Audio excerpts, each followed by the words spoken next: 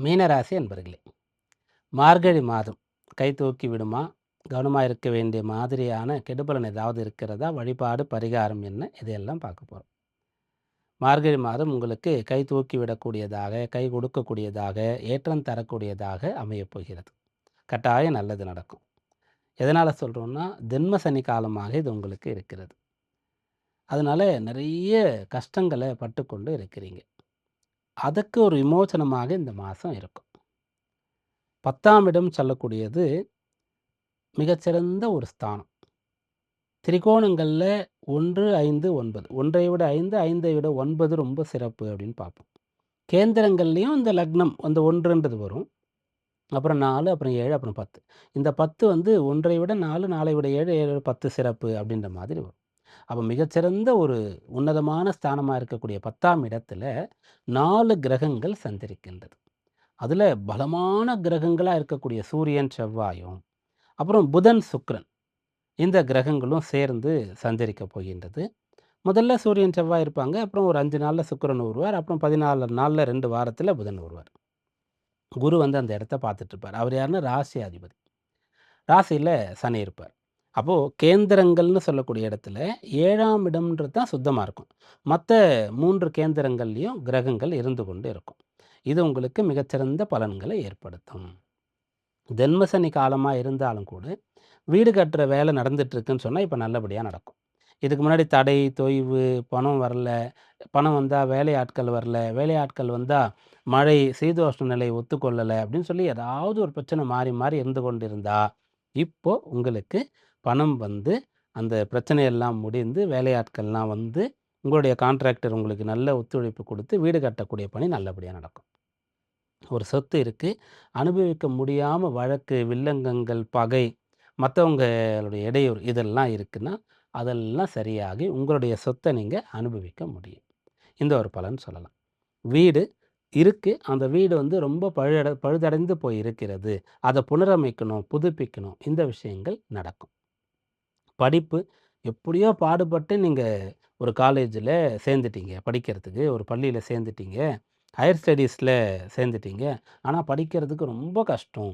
அவ்வப்போது வந்து மனசு வந்து லைக்கல, கவனமின்மை, கவனச்சிதறல், இன்மை அப்படின்ற ஒண்ணு. 2வது வந்து படிக்கிறதுக்கு நேரம் கிடைக்கல. 3வது சேர்ந்துட்டாலும் கூட அவ்வப்போது அந்த படிப்புக்காக செய்ய வேண்டிய செலவுகள்லாம் இருக்கு இல்லையா? அத வந்து செய்ய முடியல. இந்த நிலையெல்லாம் தாண்டி நன்றாக படிக்கக்கூடிய யோகத்தை பெறுகிறீர்கள். அப்புறம் வேலை இருக்கு, படிப்பெல்லாம் இருக்கு. நீங்க வேலைக்கு போனா அதெல்லாம் கிடைக்கும். படிச்சா நல்லது.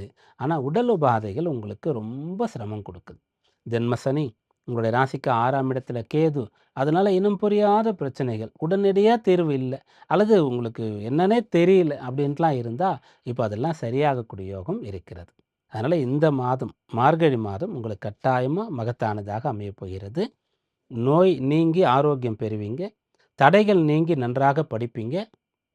உங்களுடைய முன்னேற்றம் சார்ந்த வீடு கட்டக்கூடியது, இருக்கக்கூடிய வீட்டை புதுப்பிக்கக்கூடியது, இதெல்லாம் நல்லபடியா செய்வீங்க. வேலையில வந்து நெறைய கஷ்டப்பட்டாலும் கூட நல்ல பேர் கிடைக்கல, ஊதிய உயர்வு கிடைக்கலன்னா, அந்த விஷயம் கிடைக்கிறதுக்கு வாய்ப்பு இருக்கு. பிசினஸ் பண்றீங்க, எல்லாம் நல்லா இருக்கு. ஆனா வந்து போட்டியாளர்களால உங்களால முன்னுக்கு வர முடியாம அவங்க ரொம்ப கஷ்டம் குடுக்குறாங்க. அவங்கள எதிர்த்து போராடக்கூடிய அளவிற்கு உங்களுக்கு பின்புலம் பேக்கிரவுண்ட் இல்ல. செல்வாக்கு இல்ல.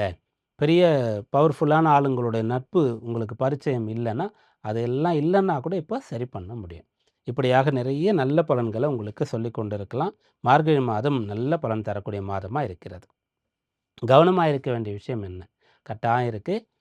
கஷ்டமா இருக்குன்றதுக்காக வேலைய விட்டுடக்கூடாது. இதெல்லாம் வந்து அட்வைஸ் கிடையாது. அறிவுரையே கிடையாது. உங்களுக்கு இருக்கக்கூடிய பலன்கள். ஏன்னா, இப்போ உங்களுக்கு வேலை கஷ்டமா தான் இருக்கும். நீங்க அத தாங்கிட்டு செஞ்சுட்டீங்கன்னு சொன்னா, அந்த வேலையும் இருக்கும். அதுல உயர்வும் வந்துரும்.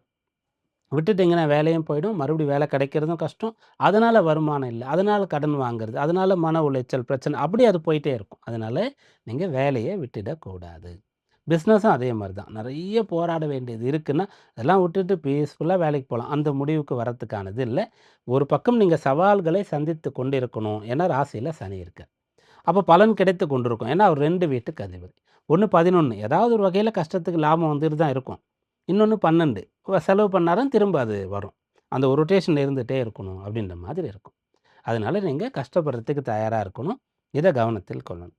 இந்த மாதத்தில் உங்களுக்கான பரிகாரம் என்ன அப்படின்னா, உங்ககிட்ட வந்து ஹெல்ப்னு யாராவது ஒருத்தர் கேட்டால் செஞ்சுருங்க. இல்லைன்னு மறுக்க வேண்டாம். இதுதான் பரிகாரம். ஏன்னா ஒருத்தர் ஏதோ ஒரு கஷ்டத்தில் இருக்கும்போது, அவருக்கு எண்ணங்கள் வரும். யார்ட்ட போய் நம்ம இத சொல்றது? யார்ட்ட சொன்னா நமக்கு ஆறுதல் கிடைக்கும்? அப்ப யாரோ ஒரு நண்பரோ, உங்க உடன் பிறந்தவரோ, உறவினரோ உங்ககிட்ட வந்து நான் ஷேர் பண்ணிக்கிறேன்னு கஷ்டங்கள சொல்றாங்களா? காது குடுத்து கேளுங்க. தட்டி குடுங்க. அவங்களுக்கு வந்து ஒரு நம்பிக்கை குடுங்க. எல்லாம் சரியாயிடும் சொல்லி நீங்க அவங்கள அனுப்புங்க. இத செய்யலாம். பண உதவி கேட்குறாங்க. பார்க்குறவங்க கிட்டலாம் பணம் வாங்குறவங்க இருக்காங்க இல்லையா? யார பார்த்தாலும் கொஞ்ச நேரத்தில பேசி, கொஞ்ச நாள் பழகி கடன் வாங்கிடுவாங்க. அப்படிப்பட்டவர்கள் கிடையாது. உண்மையிலேயே பண உதவி வேணும். அவங்க கேட்கறதுக்கு கூட தயங்குறாங்க, கஷ்டப்படுறாங்க. கௌரவம் போயிடுமோ, தப்பா நினச்சுப்பாங்களோ, பேர் கெட்டுமோ நினைக்கிறாங்க. அப்படிப்பட்டவங்க தயங்கி தயங்கி உங்ககிட்ட கேட்குறாங்க. உண்மையிலேயே அவங்களுக்கு பணம் தேவை. அப்போ நீங்க அவங்களுக்கு ஹெல்ப் பண்ணுங்க. இது மிகச்சிறந்த பரிகாரமா இருக்கும். ஏன்னா, அவங்களுக்கு தோணும். உங்ககிட்ட வந்து கேட்டா ஒண்ணு குடுப்பீங்க. இல்லன்னா, இல்லன்னு சொல்லுவீங்க. அவமானப்படுத்த மாட்டீங்க. ஊரெல்லாம் போய் சொல்ல மாட்டீங்கன்றது அவங்களுக்கு தெரியும். அதனால தான் உங்கள சூஸ் பண்ணியிருக்காங்க. அப்ப நீங்க அவங்களுக்கு உதவி பண்ணலாம். ஜென்ம சனி இருக்கு. நானே கஷ்டப்படுறேன். எப்படி உதவி பண்றது? இந்த பரிகாரத்த எப்படி செய்ய முடியும்னா, முடிஞ்ச அளவுக்கு செய்யலாம். உங்களுக்கு என்ன முடியுமோ அவ்வளோ. என்கிட்ட இவ்வளோ தான் இருக்கு. அப்படின்ற மாரி செய்யலாம். யாராவது உங்கள துணைக்கு கூப்பிடுறாங்க. நான் அது மாரி ஒரு கோயிலுக்கு போலான்ட்டு இருக்கேன். கூட வர முடியுமா? போயிட்டு வாங்க. ரொம்ப நல்லது. ஒரு ஹாஸ்பிட்டலுக்கு போறேன். எனக்கு கொஞ்சம் பயமா இருக்கு. நீ கூட வர்றியா? அப்படின்னு கேட்குறாங்க. போயிட்டு வாங்க. இதெல்லாம் தான் இந்த மாதத்தில உங்களுக்கான வழிபாடாக, பரிகாரமாக இருக்கிறது. ஏன்னா, ஜென்மசனி காலத்தில நீங்க கோயிலுக்கு போணும். நீங்க இதுபோல விரதம் இருக்கணும். ஒரு துறவறம் பூண்ட நிலையில இருக்கணும். மருத்துவமனைகளுக்கெல்லாம் சென்று வரணும். நெறைய கஷ்டங்கள ஃபேஸ் பண்ணணும். அப்ப இதெல்லாம் மத்தவங்களுக்கு நடந்து, அவங்க வந்து உங்ககிட்ட ஷேர் பண்றாங்க. உங்கள கூட்டிட்டு போறாங்க. துணைக்கு வர சொல்றாங்கன்னா, போயிட்டீங்கன்னா சால்வ்டு. அந்த ப்ராப்ளம் வந்து உங்களுக்கு வராது அப்படின்றது அர்த்தம். அதுதான் இத மேட்ச் பண்ணி சொல்லியிருக்கோம். ஸோ இத செய்யுங்க. உங்களுக்கு திருப்தியும் குடுக்கும். நல்ல புண்ணியம் செஞ்ச விஷயமும் நடக்கும். உங்க ஜென்ம சனியில வரக்கூடிய விஷயமும் அதில போயிடும். 10ஆம் இடம் கர்மஸ்தானம்ன்ற இடத்துல 4 கிரகங்கள் இருக்கிறதுனால, உங்களை தாண்டி பிறருக்கும் நீங்க பொறுப்பு. பிறருடைய தேவைக்கும் நீங்க உதவணும். பிறருடைய கஷ்டத்தையும் கேட்கணும். அதையும் போக்கணும். ஏன்னா, இந்த கர்மஸ்தானம் வலிமையாக இருக்கு அப்படின்றது.